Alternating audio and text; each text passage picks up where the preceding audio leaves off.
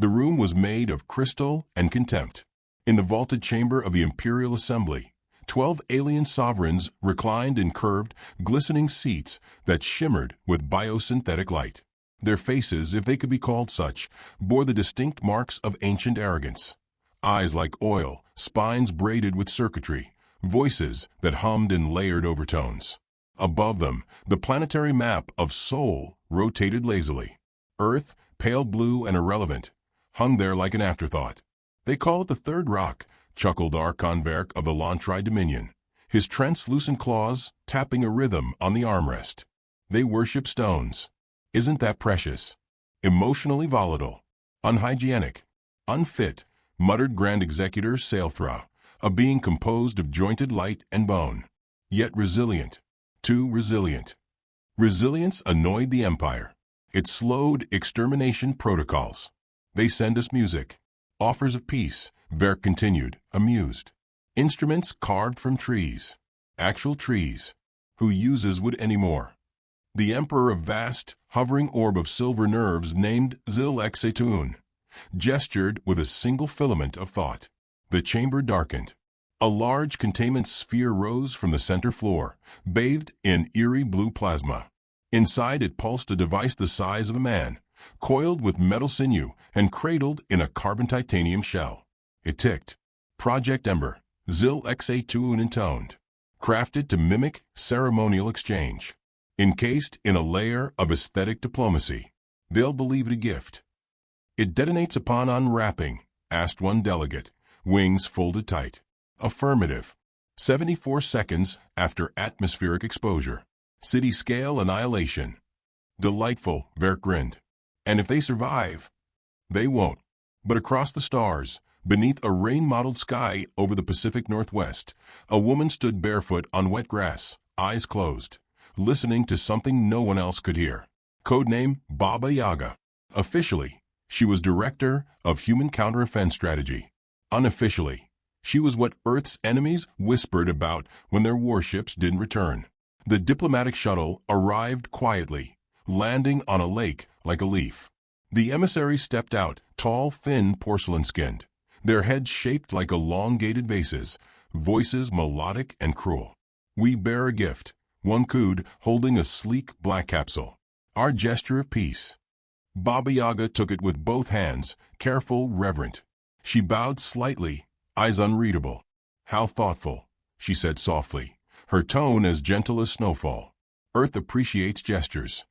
The emissary's jaw twitched. Something about her voice unnerved him. Behind her, the lake was mirror still. The pines didn't move. The moment the aliens departed, she turned. "Eli," she said. From the trees emerged a bearded man with a silver data node plugged into the side of his neck. He wore a flannel shirt and held a coffee thermos. "Got it," he muttered, scanning the capsule with a handheld lattice. "This thing's hot." They weren't subtle. "Didn't expect them to be," she replied, placing it into a containment cradle lined with reactive foam. "Send it to Vault 0. Tell them to keep the power on, but don't let it sing." Eli blinked. "You think it's coded?" "They're not trying to kill us," she murmured, eyes still on the now dimming capsule. "They're trying to insult us." Hours later, inside Earth's underground facility known simply as the Library, 8 scientists circled the device. Baba Yaga watched silently as the bomb's inner layers unfolded like a mechanical flower. Blades of metal memory, twisted filaments of heat logic, and a core that throbbed like a hummingbird's heart. "This is advanced," murmured Dr. Kavinsky, frowning. "It learns," said another. "It adapts to scan environments and morphs ignition accordingly." "But it's crude," said Kavinsky. "Elegant but petty. It's a sneer wearing a tuxedo." Baba Yaga smiled faintly. "Then we give it back. Better dressed." They didn't dismantle it. They didn't even defuse it. Instead, Earth did what it always had. Reverse engineered, refined, rewired. Over 7 nights, the bomb was not deactivated. It was evolved.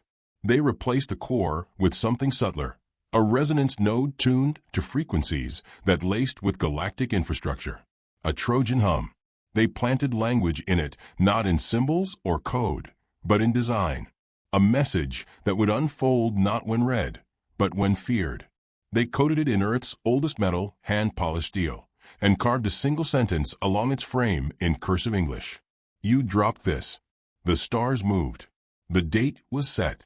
The Galactic Council had summoned another ceremonial session, a quarterly theater of condescension, masked as diplomacy.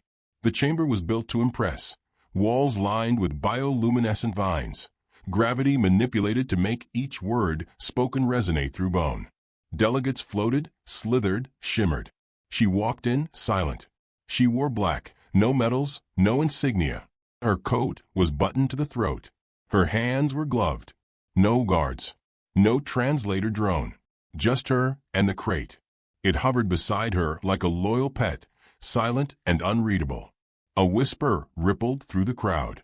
Some aliens had seen her before, once, on ruined moons. Others had only heard the name, the whisper from Earth. The one who smiles when others scream. Chairman Gralvex, a six-eyed diplomat from the Helix worlds, sneered.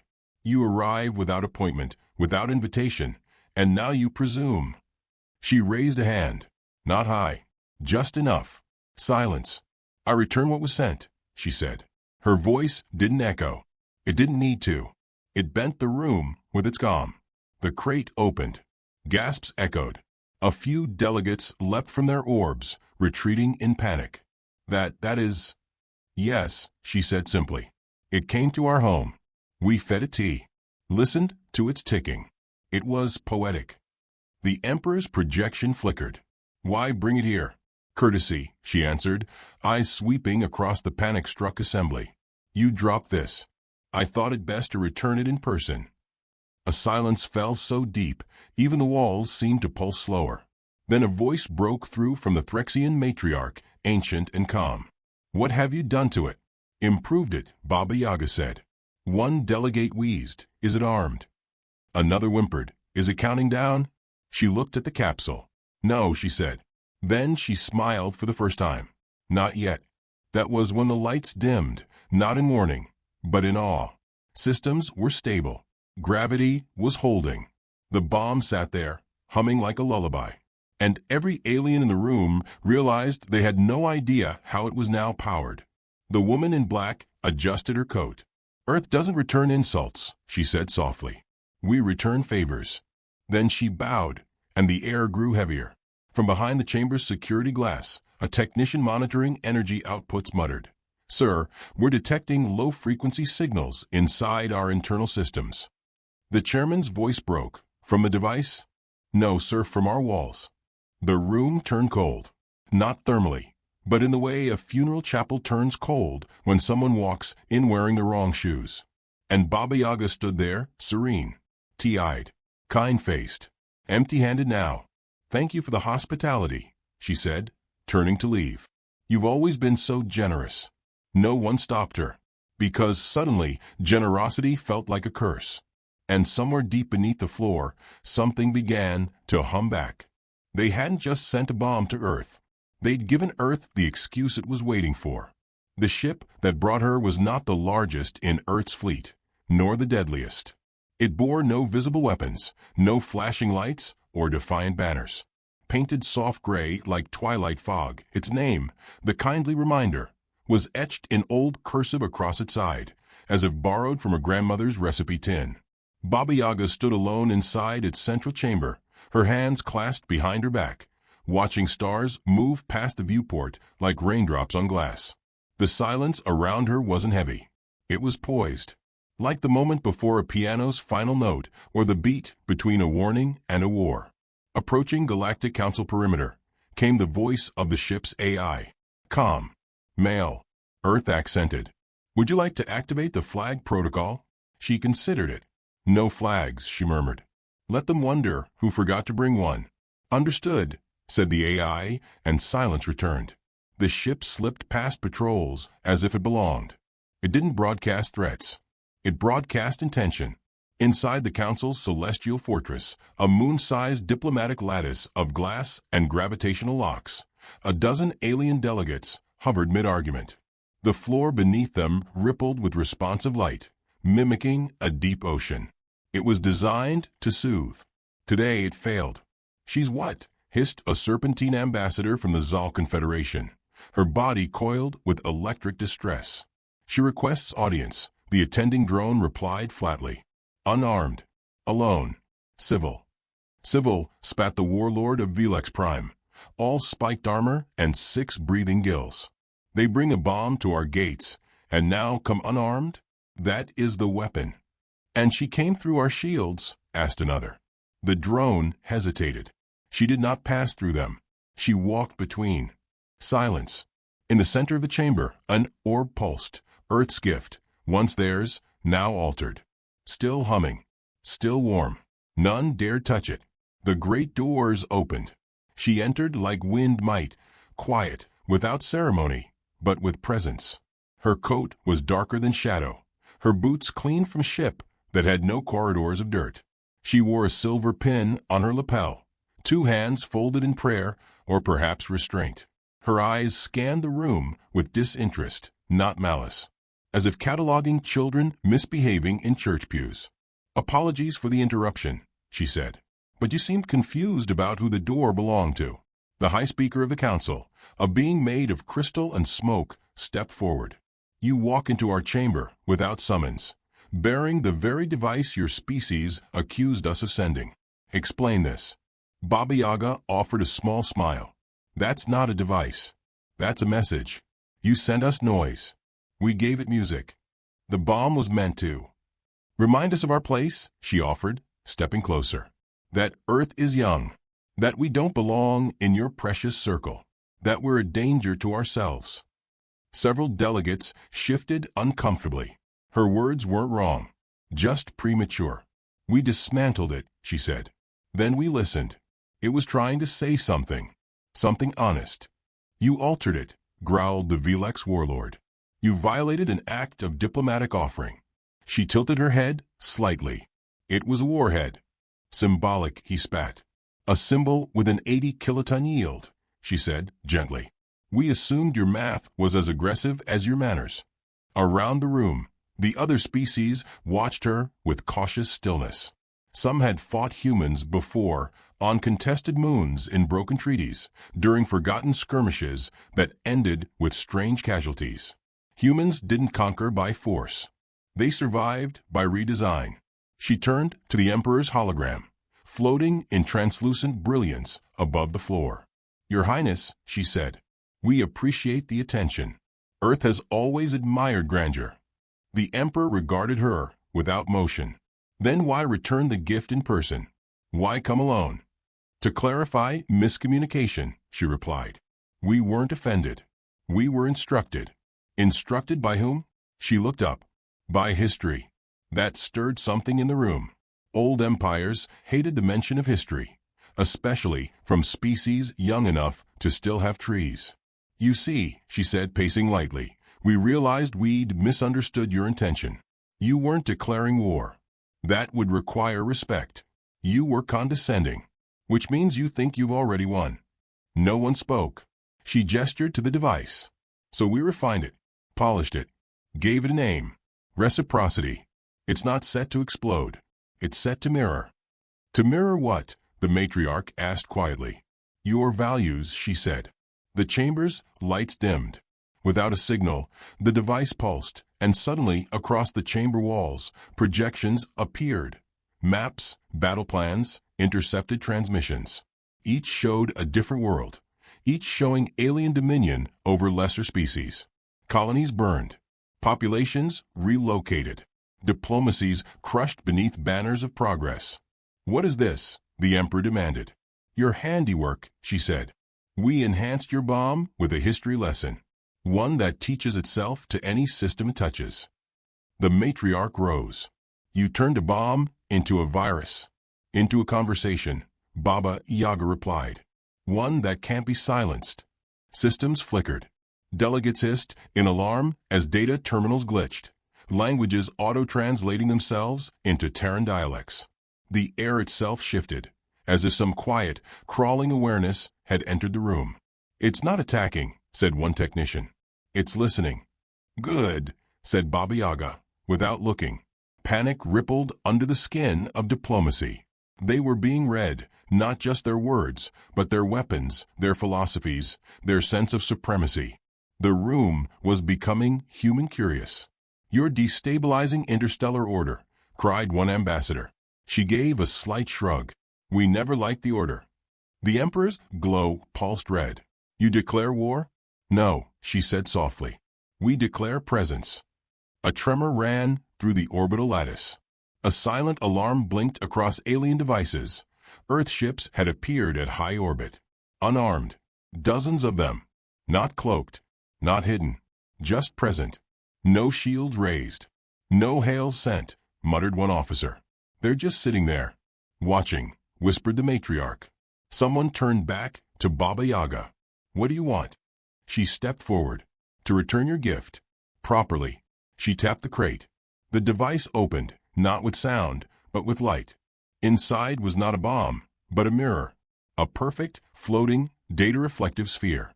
Across its surface danced every transmission the Council had ever sent to Earth, every insult, every false treaty, every operation masked in kindness. It played them back. "Records," she said. "Yours. Unedited." Then her voice lowered, just above a whisper. "They're being broadcast now." "Where?" someone shouted. "Everywhere." The warlord lunged forward. "Shut it down."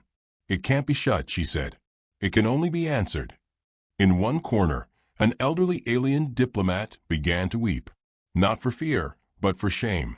Baba Yaga turned, coat swaying softly. "We didn't come to fight," she said. "We came to return the tone." And, as she reached the threshold of the chamber doors, she paused. "There's a reason we don't send weapons disguised as gifts," she said. "Why?" someone asked, half-broken. She looked over her shoulder, eyes ancient, tired, and burning with something unspeakable. "Because we don't need to disguise our weapons." Then she stepped out, and the mirror kept playing. There were species that recoiled from threats, and others that met fire with fire. But the humans, the old ones whispered, were different. They had a habit of taking what was meant to break them, and turning it into a weapon with their name carved into the handle. Inside the war gallery of the Galactic Council, a long oval chamber suspended between magnetospheres, counselors gathered beneath shimmering arcs of data. The mirror Baba Yaga had left behind still hovered midair, replaying transmissions on loop. It had grown smarter, syncing with every data node it encountered, learning patterns, accents, sins. "She's bluffing," barked Warlord Koresh. "This is performance. Intimidation cloaked in art." But the mirror played on. Messages meant to be hidden, intercepted and embedded in crystal memory, played across the ceiling. Operations denied by their originators. Votes erased from official logs. Dark things with light names. "Operation Celestial Harmony," one voice announced sweetly, as footage showed the sterilization of a mining colony. Ambassador R.H. Tal of the MYR Confederacy turned pale. This wasn't supposed to be on record. It wasn't, hissed his aide. Until now. The High Matriarch sat quietly, her claws laced in her lap. "She said it would only reflect what you sent." "And now?" asked a diplomat from the Zevon Clade, nearly whispering. The matriarch nodded toward the mirror. "Now it's asking questions." Across the chamber, technicians worked frantically. Code unraveled and danced around them, beautiful, terrible, human. They hadn't just repurposed a bomb. They had redesigned intent. In a low, dark room beneath the chamber, a private conference unfolded. Baba Yaga stood at a circular table, across from 3 silent watchers, the covert intelligence leaders of 3 major empires.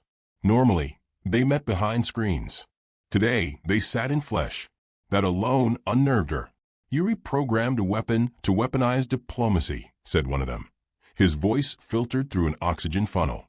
"I didn't reprogram anything," Baba Yaga said. "I just redirected what was already inside it." The second leaned forward. Her body was fluid, almost formless. Her face refracting emotion, like water remembers stone. "What is Earth's objective?" "To be heard," she said. "That's not strategy." The third snapped, a sentient mass of organic mesh. "No," Baba Yaga replied. "That's culture." They studied her. She didn't blink. The second spoke again. "We fought many species. Few adapt like you. fewer still learn mid-battle. Baba Yaga gave a gentle shrug. We lose beautifully, but we learn faster. The first hissed. You turned our creation into a virus. No, she said. We turned it into a question you can't ignore. Back in the council chamber, panic was seeping in through the cracks of pride. Ships across the empire were reporting malfunctions, not violent ones, but quiet, calculated disruptions. Entire defense systems subtly misaligned. Drone fleets asking new questions before following orders. How is it spreading? Koresh roared. An aide approached, shaking. It's not spreading, sir. It's activating. They stared. Every Imperial system that ever scanned, housed, or reverse-engineered Terran tech in the last decade. It's all lighting up. A chorus of denials filled the air. The idea that Earth had embedded triggers in things as benign as language packs and agricultural software was unthinkable. Unthinkable because it was human. In orbit, the silent Earth fleet remained stationary. No shields raised. No shots fired. Just waiting. Ambassador Glivax, one of the few delegates who had visited Earth and lived, leaned forward, voice tight. What are they waiting for? They're not waiting, the matriarch murmured. They're listening. The mirror spun slowly, then stopped. Its projection froze on one image, an alien diplomat kicking over a crate marked with the Earth Federation seal. A symbol of peace tossed aside like garbage. The mirror pulsed once, then dimmed. Everyone held their breath. Then a low, melodic tone rang through the chamber. Familiar. Too familiar. Beethoven's Seventh Symphony, second movement. It echoed like a funeral procession. One delegate moaned. They're using music. The room dimmed again. Then the chamber's Central Intelligence Core, the one used to track planetary disputes, shut down. Not with violence. With consent. A soft voice spoke through the mirror. Would you like to revise your position? It wasn't Baba Yaga. It wasn't human. It was something new. Earth had given voice to the artifact. And it was now asking questions only conscience could answer. In a low room, behind the council wall, Baba Yaga sipped lukewarm tea. Her hands were steady. Her coat hung neatly on the chair behind her. A technician entered, trembling. The device, it's communicating. Not just here. Across the core worlds. Baba Yaga looked up, her voice kind. And how are they responding? The technician swallowed. Some are agreeing. That caught her attention. He continued. Not just civilians. Some military networks too. Their AIs are asking questions. Purpose chains are being revised. Orders are being delayed. Baba Yaga tilted her head slightly. Good. That's step 2. The technician blinked. What's step 3? She gave the smallest smile. They ask us to speak. Far above, in orbit, one of Earth's ships moved. Not forward. Not sideways. Just turned. Its bow now facing the council moon directly. Within us all, the data-engraved warhead from Project Ember still rested. But now it glowed softly with a Terran signature. The captain, a gray-haired woman with a stern expression and a floral tattoo behind her ear, watched the council feed. Orders? Her helmsman asked.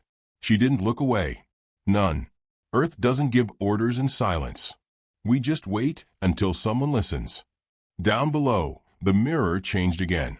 This time, it showed an image no one recognized. A small child, Terran by appearance, standing in a rubble-strewn courtyard, holding a book. The child wasn't afraid, just waiting. The voice returned. This is what you created. A species that writes poems under falling bombs. We do not forget. We document. Koresh staggered back. They're trying to rewrite the narrative. No, said the matriarch, almost reverently. They're just making us read it. All at once, screens across the chamber began translating. Council records, human transcripts, intercepted calls, lining up, harmonizing into a single voice. It wasn't war. It was the collapse of pretense. Then came the first call from the outer sectors.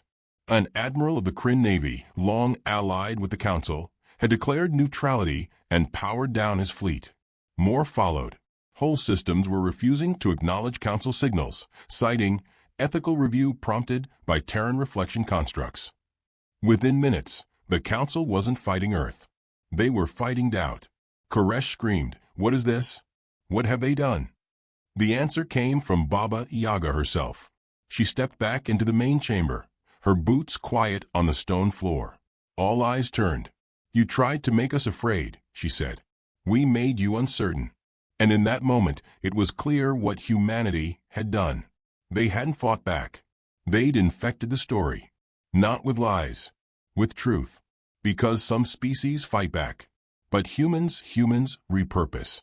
They take the blade meant for their throat and turn it into a scalpel that performs cultural autopsy. And they do it smiling. Just then, a second Earth ship turned in orbit. And the mirror glowed softly, then whispered a new word. Now. The first explosion didn't come with heat or flame. It came with silence. Not the silence of absence, but the silence of realization, a hush that fell across the entire Galactic Council as the mirror dimmed, flickered once, and then projected Earth's final phrase. "We remember differently." In orbit, the kindly reminder pulsed with a low golden hum. It wasn't transmitting weapons, at least not in the way anyone in the Council understood. It was broadcasting frequencies that only humans had the cruelty and creativity to invent. Resonance codes embedded in the infrastructure of every Imperial relay Earth had ever been gifted. 3 systems went dark in under a minute. Not exploded, not dismantled, disengaged. Sensors shut down. Translation cores reversed polarity. AI command hierarchies inverted. And then it began. Not with war fleets. Not with war cries, but with lanterns. Thousands of human ships, all unarmed, all lit from within, emerged from fold space like a constellation coming into focus. Each bore a soft golden glow. Each hovered in the quiet of void, patient, unafraid. From the council chamber, it looked like morning. "They've launched a memorial fleet," someone whispered. "No," Baba Yaga said, stepping into view at the chamber's edge. "We've lit a path." Council delegates turned toward her, but none moved. There was no protocol for this. No contingency for what humanity had become. A mirror no longer reflecting, but illuminating. "The systems you embedded with your doctrine are speaking to each other now," she said, voice calm. "They've decided your control no longer serves their function." Koresh growled, body twitching with rage. "You dare destabilize interstellar law." "We didn't destabilize anything," she answered. "You built your empire on silence and compliance. We gave it curiosity." One of the youngest counselors, barely a generation into his species' adulthood, rose trembling. "Then what do you want?" Her expression softened. And somehow that made it worse. "Proof," she said. A beat passed. "Proof of what?" the matriarch asked, barely breathing. "That we are not what you said we were," Baba Yaga replied. "And that we never needed to be what you feared." Around them, the council's mainframe flickered again. This time, it displayed footage, curated, purposeful. A Terran scientist dismantling a bomb and turning its core into an energy source for refugees. A child, survivor of an orbital strike, teaching herself to read with a device meant to indoctrinate. A human delegation stepping over the bodies of their own fallen to rescue the wounded. Enemy wounded. The room swam with unapproved memories. "You sent fire," Baba Yaga said, walking now. "So we lit lanterns. One for every city you tried to erase. One for every lie you engraved in our soil. One for every child who remembered your banners before they remembered their parents." The Emperor flickered into full clarity, voice a cold tremor. "This is psychological warfare." She turned toward the hovering throne, hands behind her back. "No," she said. "This is us being honest." Across the galaxy, something subtle but irreversible occurred. One by one, Earth's silent partners, neutral systems, minor trading species, former colonies, began activating protocols they had once agreed to in private, dismissed as symbolic. They began turning off the council. No more tribute. No more data sharing. No more diplomatic deference. The systems themselves hadn't failed. They had simply walked away. "Your council's voice is fading," Baba Yaga said. "Not because we destroyed it, but because we proved they don't need it." A bolt of lightning cracked through the chamber shields, static from orbit. Earth's ships had begun dispersing, each one stopping over a planet that once received aid from the Empire. They weren't attacking. They were observing. Baba Yaga continued, quieter now. We could have retaliated with weapons, matched your force with force. But that would have proven your point, that we're emotional, unstable, reactionary. She stepped into the light of the central chamber, the mirror now behind her, dark and still. Instead, we returned your gift, not with anger, but with comprehension. Her voice shifted, no longer soft, but sharp.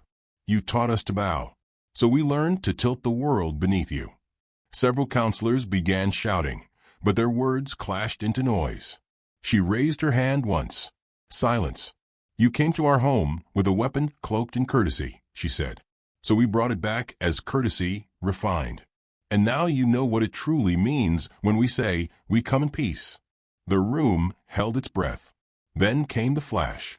Outside, one of Earth's lantern ships shimmered. And in that moment, across all Imperial channels, the impossible happened. Project Ember's original ignition code was triggered. But not by Earth, by the Empire's own echo. They had looped themselves. In every system that had received Earth's return message, the Council's own software, still running in the background of thousands of planetary arrays, recognized the updated signal as familiar and tried to reply. That reply reactivated Ember's original sequence. But it didn't explode. It re-encoded. Energy readings spiked, not in a destructive waveform, but in a pattern of awakening. Devices long dormant began to pulse. Forgotten technologies blinked to life. And everywhere whispers began, whispers in data, in language, in thought. Earth is speaking, not just to their enemies, but to their allies, to everyone. And they were not asking for help. They were asking questions. In the chamber, one delegate fell to her knees. What do we do? She asked, voice hoarse, not with fear, but clarity. The mirror pulsed behind Baba Yaga one final time. It didn't speak. It simply showed a candle, floating in the dark. Then the words, we are not here to win. We are here to rewrite. The chamber lights dimmed once more. Systems across the Empire began to fail, not catastrophically, but politely. Printers halted. Communications delayed. Bureaucracy stalled. Civilizations hesitated. 1,000 species turned inward, finally listening. Because the humans had done the unthinkable. They changed the narrative. And in every ruined temple, every mined-out colony, every orphaned planet, someone lit a lantern. Not in grief. In recognition. Koresh rose, trembling. What will it take to end this? Baba Yaga met his eyes. It already ended, she said. The moment you assumed we were like you. Then she turned away. And as she walked out of the chamber, the bomb sat quiet, unchanged. But the council? The council was already burning, not in fire, but in truth. In orbit, the Earth ships began to vanish, one by one, slipping back into fold space like fading stars. But one remained. Just above the council moon, lights dimmed, and a message etched itself into its hull, visible to all. We accept your apology. And then it, too, was gone.